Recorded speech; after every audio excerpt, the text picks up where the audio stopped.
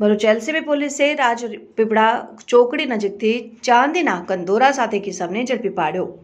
બનાવની પ્રાપ્ત માહિતી અનુસાર ભરૂચ એલસીબી પાસેથી બાતમી મળી હતી કે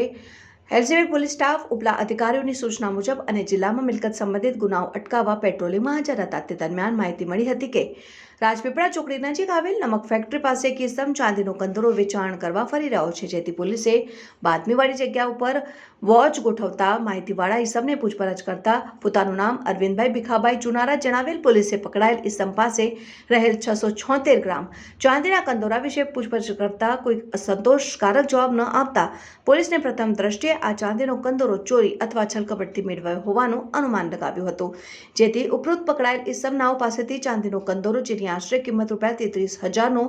મુદ્દામાલ CRPC કલમ 41(1D) મુજબ કબજે કરી કાયદેસરની કાર્યવાહી હાથ ધરાઈ। રિપોર્ટર અજર પઠાણ, સત્ય ડે ન્યૂઝ, અંકલેશ્વર।